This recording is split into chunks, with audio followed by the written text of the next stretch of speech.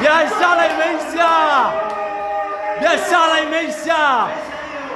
Chezea mali wewe.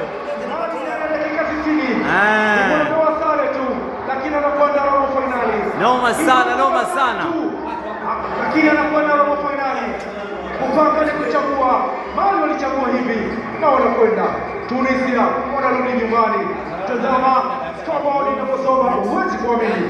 Ni mara ya kuuliza kwa Mali na Tunisia kukutana kwenye AFCON 2010, 1994, 2019, 2021 na 2023 na sasa ni 2025.